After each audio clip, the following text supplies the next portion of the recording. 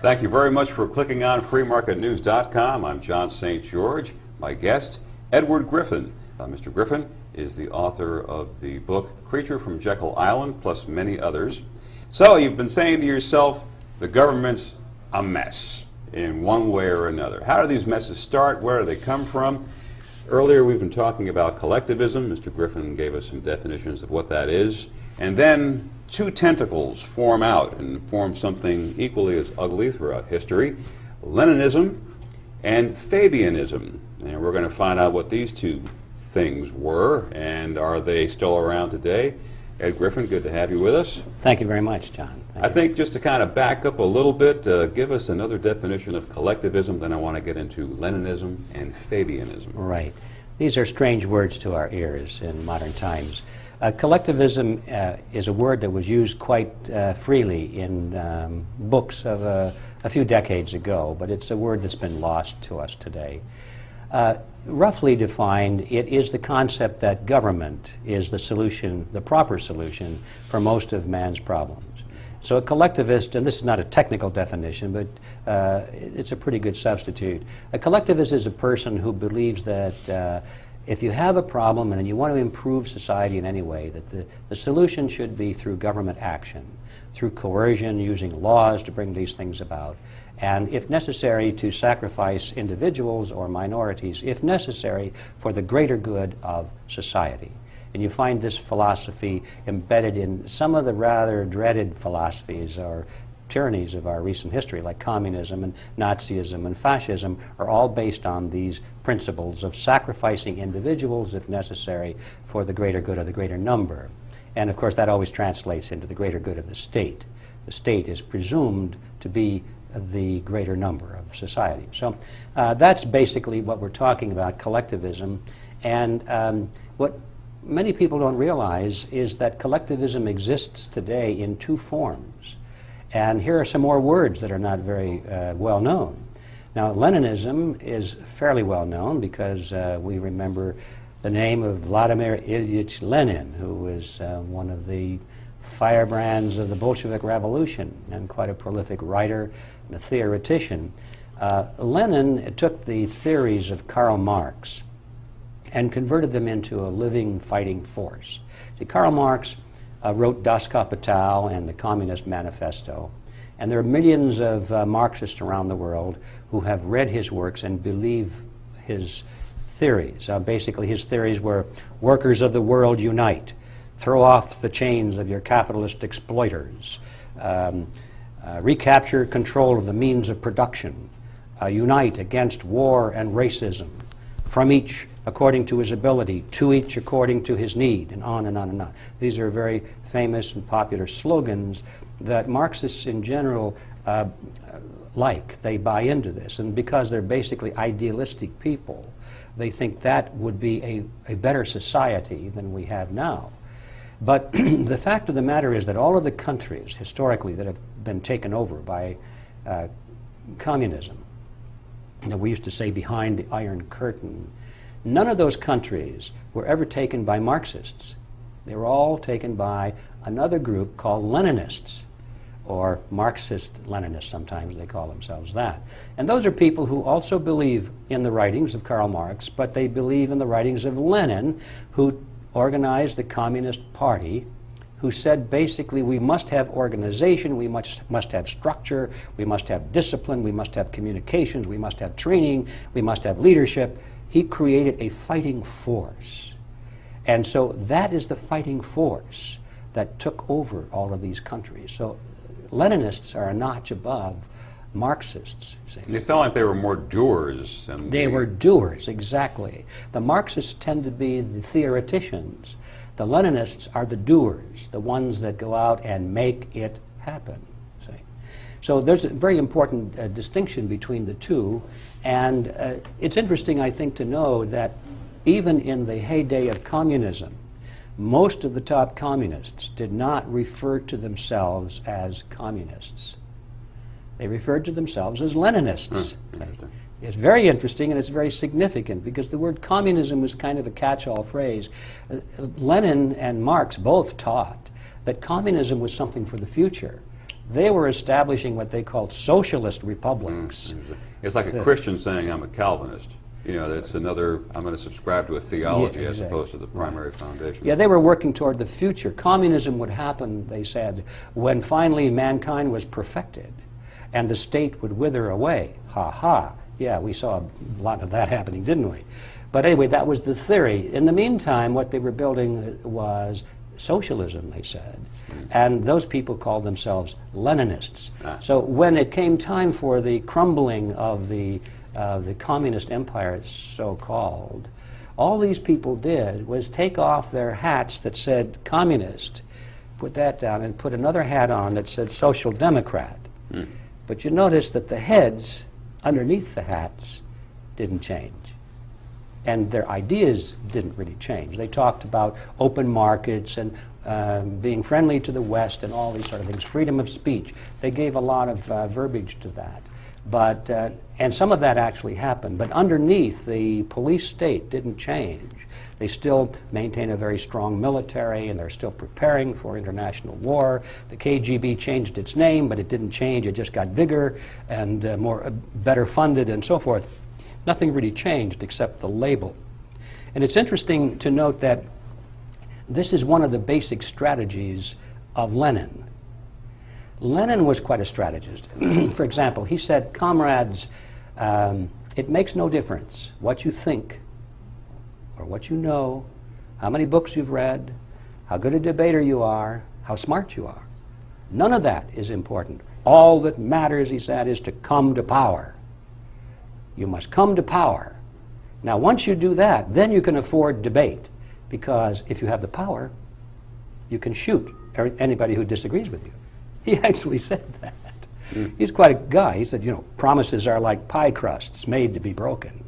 So he was a strategist, and he considered that he and his followers were at war with the rest of the world, and they were going to conquer the rest of the world. How different do you think he is from a Saddam Hussein?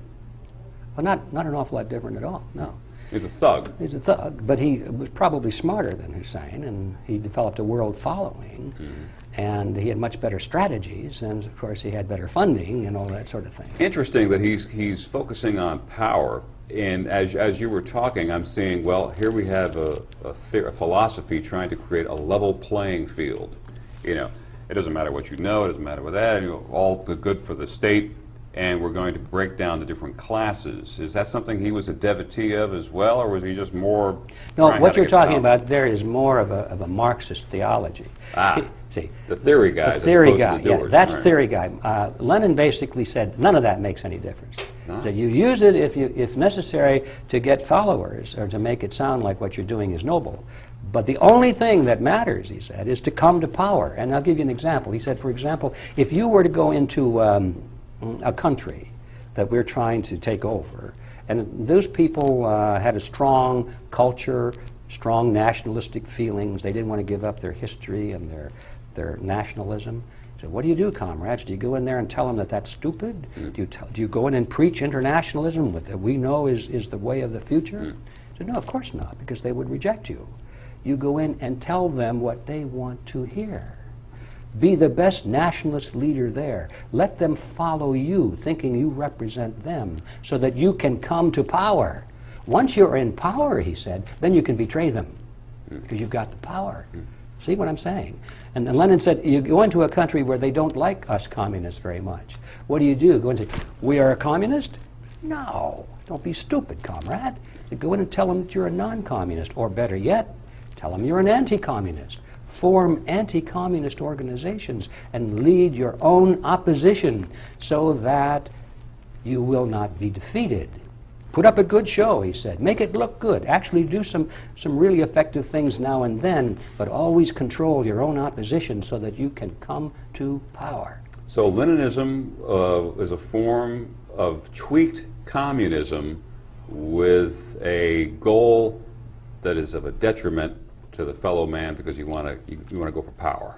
Well, communism doesn't really exist as such. It's kind of something you can't define. But Leninism, you can. And the point I'm trying to make is I'm getting slowly to it here because we're going to talk about Leninism versus Fabianism. I'm doing the what comes first, the chicken or the egg thing. Yeah, right. I don't know. Well, it's hard to define. But you see, one of the theories that Lenin taught was the strategy of a feigned defeat or feigned retreat in order to lure your enemy into a vulnerable position. Now, this is not original with him. You can find this in the history books. I discovered that strategy brilliantly taught by Tamerlane, the Mughal warrior. He would when he was confronting a superior military force, he couldn't defeat them one-on-one on the open battle. So what he would do is just before nightfall, because they never fought at night, they always fought in the morning when the sun came up, he would make it look like his forces were retreating. He would put his forces, first of all, in a very vulnerable location where they couldn't defend themselves very well. It looked like it was a stupid act, And the enemy would say, look at that idiot, he put himself into a vulnerable position. We'll get him in the morning. But just as the sun set, he would make it look like he was retreating.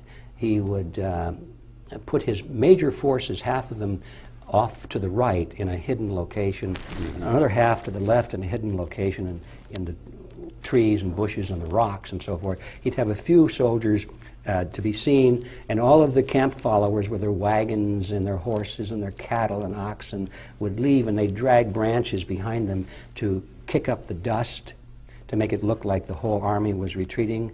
And and they would do that, I said in the evening. Actually, that's not correct. They do that as the sun was coming up, so that the enemy who was waiting for the sun to come up say, they're retreating. The cowards are retreating. Let us attack. Let's go for it. Go for it. So they would come galloping down right into the position of indefensible location there, and of course they'd be trapped by both sides. So this is not original with Lenin. It was taught by Tamerlane. Sun Tzu taught it in his famous little treatise, An Art of Warfare. But Lenin applied it to the strategy of diplomacy and politics. Wow. You see. And he said, therefore, let us pretend to be defeated and destroyed so our enemies will lower their guard. And the first time that happened was when the Bolsheviks first came to power. The economy was in a terrible state. People were starving, they couldn't produce anything, and they desperately needed money from the West. And so Lenin called his followers together and he said, all right, comrades, we gotta drop our rhetoric for a while. We gotta quit talking about killing the dirty capitalists. He said, we all know we're gonna do that someday, but for now we need them. So let's open a hand of friendship to them and talk about free markets and investments and so forth. This was way back in 1917, all right? This is way, way back. And it worked. And of course the West came in with money and investments, and then after a while they built their industry up. They saved themselves from collapse so they could stay in power. And this is what he said, do whatever you must do to achieve and maintain power. So they got to that position, and then they changed their voices again and said, okay, we're going to kill the capitalists, and they expropriated all of the property that had been invested and so forth. They've done that several times in history, and so when I saw this so-called breakup of communism, I said, well, there they go again, you see?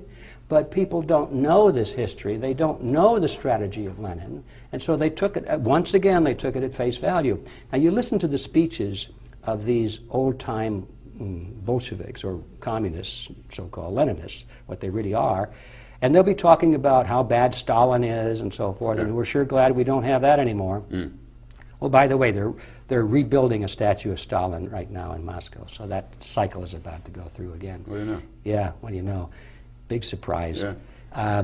But they said, we're so glad not to have this old-style communism anymore, and they go on and on and on about free markets and investments and so forth.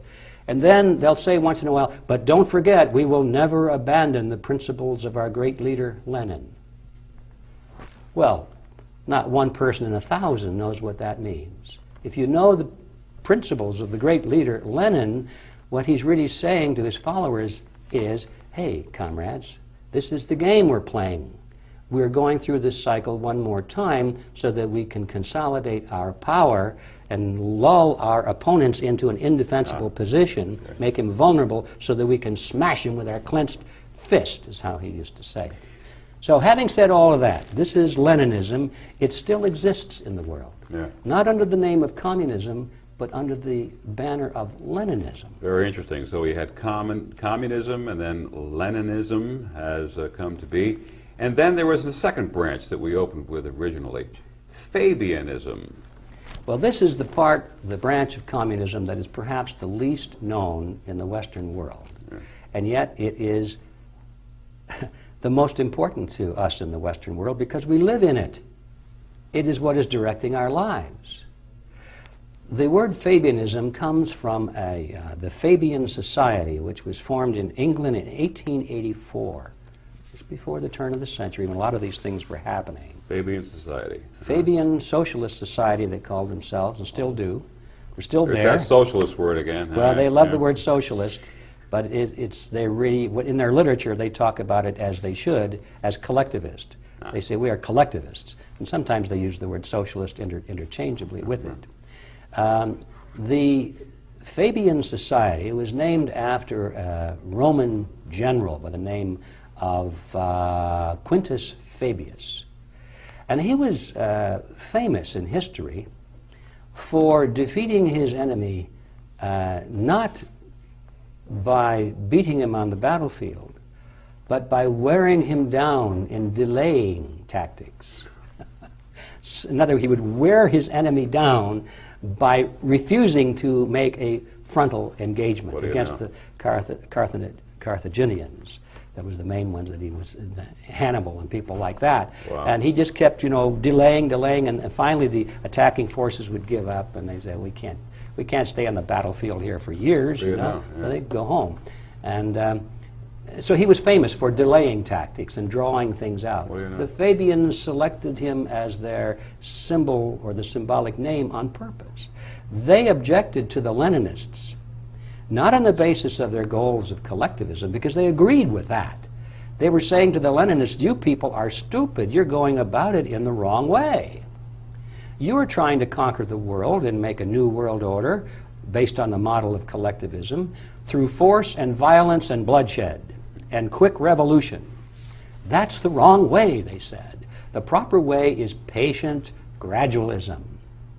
They said, let's follow the motto or the tactics of Quintus Fabius and delay so there's no confrontation and drag it out over a long period of time. And instead of confronting your enemy head on, we will infiltrate his institutions. We will move our people into his government agencies, into his educational institutions, and into his charitable organizations, into his corporations, and we'll gradually convert the world to international socialism in that fashion. This dragging it out sounds like Congress. It is Congress. This is what's been going on in England and in France and in Germany and in the United States. The move toward what they called socialism or communism, they said, would be gradual in such a way that there'd be no violent revolution, but at the end of the line they would have it, and nobody could say it happened on such and such a date. So the Fabians use as their symbol the turtle. That's actually their symbol, to signify coming to power slowly but surely. Now, who are the Fabians? Well, when they were formed, of course, there were such well-known people as Arnold Toynbee, the famous historian, H.G. Wells, let's see, there was George Bernard Shaw, Beatrice and Sidney Webb, who were founders of the London School of Economics, which is where President John F. Kennedy went and learned all of these Fabian socialist concepts that he instituted when he was president of the United States. The Fabians work quietly and behind the scenes. You don't hear about them. Not all of the people that practice Fabianism are members of the Fabian Society. Tony Blair, right now, who's the head of the British government, he's a member of the Fabian Society. But most of the Fabians in the world are not actual dues-paying members, but they follow the strategy of Fabianism nevertheless. And that is the philosophy that dominates the United States of America. Now, these two groups both agree with each other on the ultimate goal, but they fight against each other very vehemently at times for domination, as to see who is going to control this new world order. They have their own battle going on with them. So their own internal power struggles. And when you look at the United Nations today, almost all of those factions fall into either the Leninist group or the Fabian group. And they may appear to be opposed to each other on issues, but if you look at the issues, it is never the issue of collectivism that they're opposed to. They agree that the new world order at the UN has got to be strengthened, given more military, more money, and so forth. All they're fighting about is who is going to be in the best jobs there. That's all. So the bigger threat to me sounds like Fabianism because of its stealth qualities. I would say in the Western world it is a bigger threat because the Fabians specialize in countries which have a developed parliamentary system where people are used to voting in their own dictators, you know. I say that advisedly. They got used to that. But the Leninists seem to specialize in countries where self-rule is not generally expected. In other words, third world countries and backward countries where people are quite used to dictatorships, open and above board dictatorships. They wouldn't know what to do with a vote anyway because it's not part of their culture. It'll take a long time before they get there. So where there are parliamentary structures in place and people are used to going and voting for things, that's where you find Fabianism coming to the front because that's ready-made for their strategy. But where violent revolution and blood in the streets and overthrowing a hated regime is the method of bringing about political change, as in Africa, Asia, many countries in South America, that's where Leninism comes to its front. And these are the two factions that dominate the world today. You must understand that reality. Well, go ahead and put that word in your vocabulary. Somebody says communism, say, what about Fabianism? And the big question mark comes out. What do? Pay a visit to this website, freemarketnews.com. Tell your friends. Everybody should join in. And also, if you want to get more information about this, you can go to Mr. Griffin's website, freedomforceinternational.org. That's www.freedomforceinternational.org. And he also has an excellent bookstore with tons of information at your hands on subjects like this and others. That's www.realityzone.com.